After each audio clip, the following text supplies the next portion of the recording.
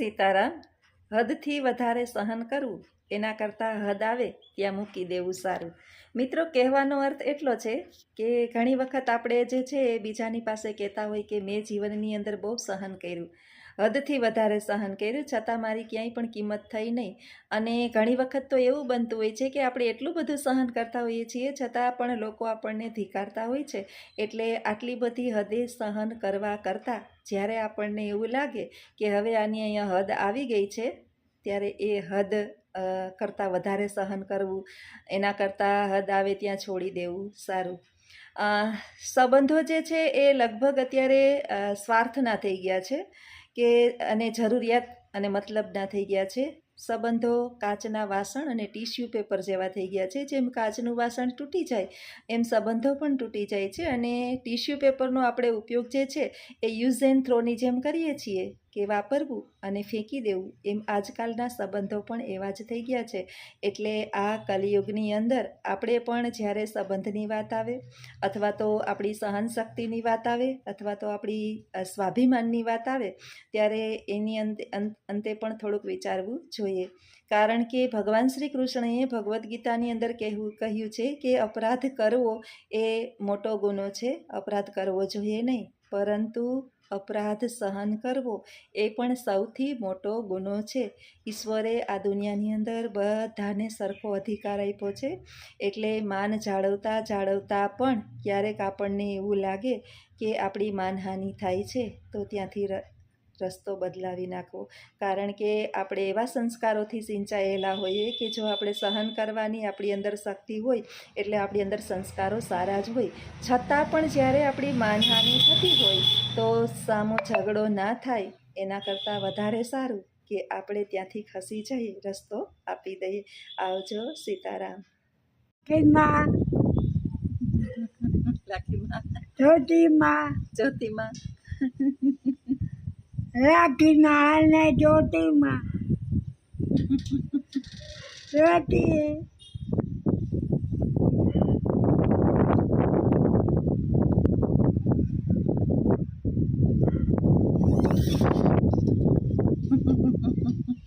બાપા હે બેહો એટલે પૂરું, તમારે રમતું ચાલુ કરી રાખે. રમતિયાળ રાખીમાન જ્યોતિમાન, રાખીમાન જ્યોતિમાન.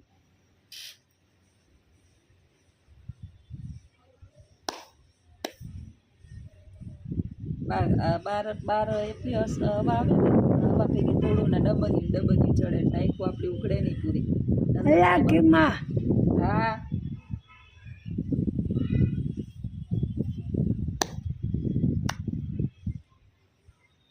લાખીમાં બોખીમાં, બોખામાં, બોખા.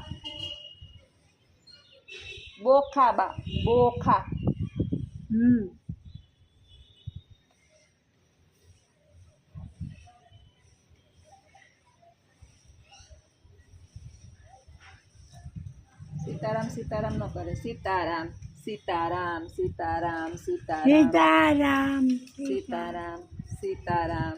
રામ સીતારામ, રામ લક્ષ્મણ જાનકી, જય બોલો હનુમાન કી. જો રામ લક્ષ્મણ જાનકી હું બાને ન બોલાવતી હોય એને યાદ જ આવી જાય. સીતા જાનકી, એને મન થાય ને બા બોલવા માંડે. જય બોલો હનુમાન, રામ સીતારામ, જય બોલો.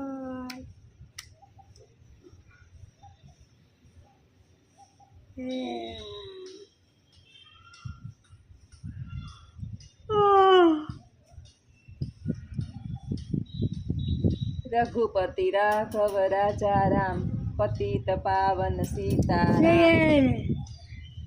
સીતારામ, રામ લક્ષ્મણ જાનકી, જય બોલો હનુમાન કી. રામ સીતા, રામ સીતા જય બોલો હનુમાન કી. એને મનમાં આવે ભગવાનના નામ જે આવે એ બોલે. ઊંધું મરા કરે તો ભગવાન રામ રામ સાંભળી લે. બાળપણ ને બુઢાપણમાં ભગવાન બધું સાંભળી લે. એ બધા છોકરાને સમજાવું ના સમજ જ હોય બધા. સાંભળીએ ને બાને એટલે બાને બગાસા બહુ આવે, બહુ ગમે નહીં પપ્પાને. અને માળા કરવી તો જરાય મેળ ન આવે, માળા કરે એટલે નીંદર આવવા માંડે બાને. કચરા ઉડે ને, કચરા ઉડે, ધૂળું ઉડે, ધૂળું આમથી ધૂળું આવે આમ. હા આઠુંમાં હા તો અમારે બાયણે જ બેહવું છે, અંદર આવું જ આમ નથી. બોલો. આમ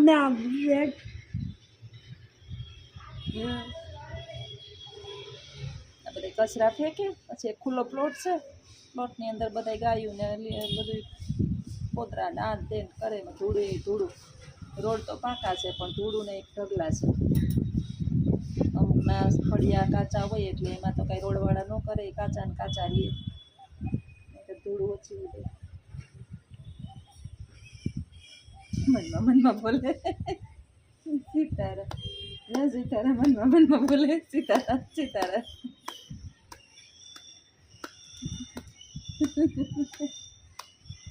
સીતારામ, સીતારામ, સીતારામ, સીતારામ, સીતારામ. રામ લક્ષ્મણ જાન હે બોલો નમા. બાનું મન થાય એમ બા કરે. શું છે?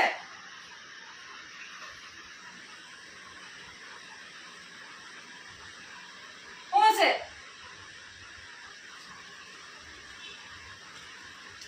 સાકર આ ટેટી છે.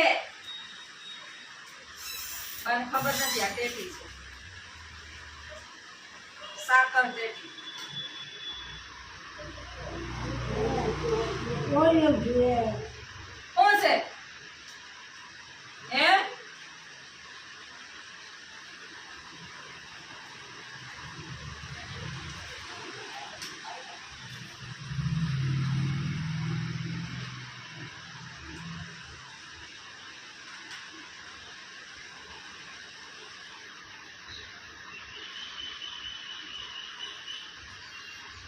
ખાવી? આ ખાવી?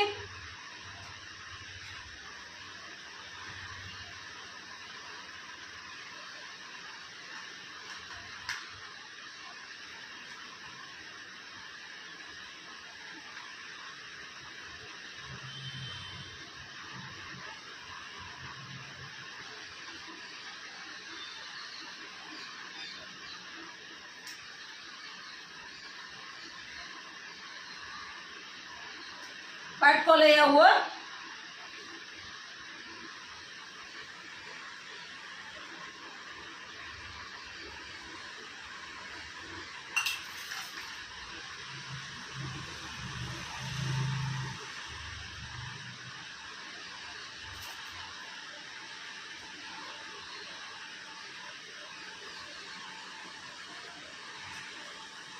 બાટેટી ખાય.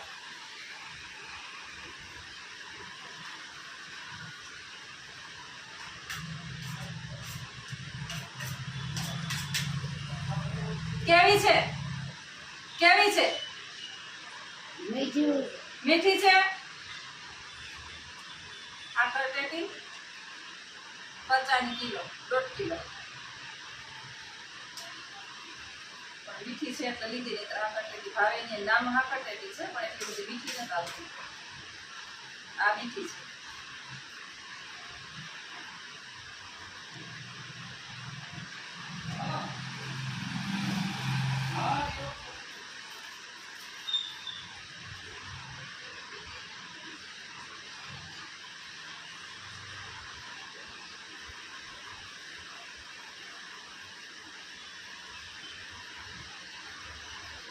બે ચીર દઉં કા? બે ચીર તો વાંધો નહીં.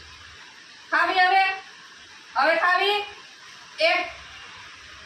એક ખાવી? ખાવી? હવે નથી ખાવી.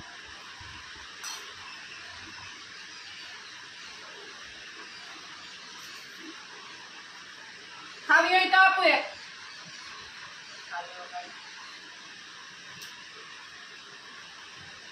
ઉનાળામાં છે ને આખર ટેટી ખવાય પણ સારી હોય તો, અને રાત્રે ઓછી ખાવાની, દિવસે ખાઈએ રાતે આનો વટકાર આવે પાછા. બાની એક જ છે એકવીસ.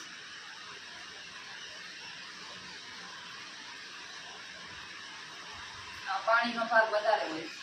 આ તરબૂચ ઉનાળાના બધા ફ્રૂટ ફ્રૂટ વધારે ખાઈએ તો સારું ઉનાળામાં.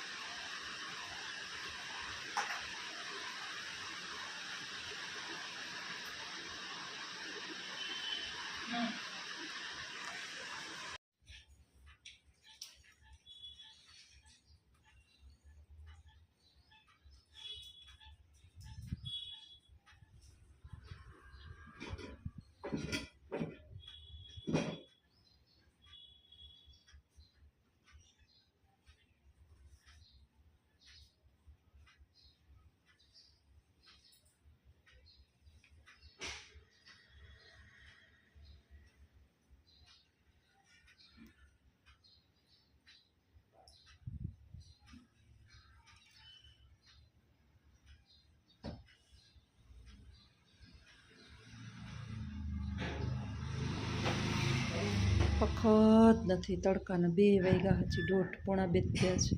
ખાઈ લીધું ને બસ હવે જલ્દી ચા મૂકી દો.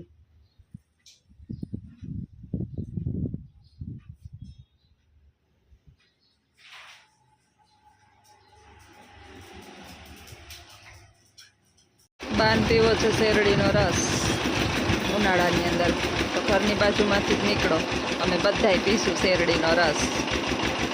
રસ પીવાની મજા આવે ઉનાળામાં. લીંબુ શરબત, નાળિયેર પાણી અને શેરડીનો રસ. અહીંયા કૂતરા ભોજન કરે છે, બધાય નોખા એ કરતા આમ ભોજન કરે છે.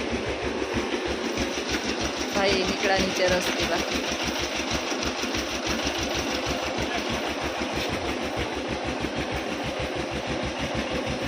ફેરો ચાલુ પીવાનું.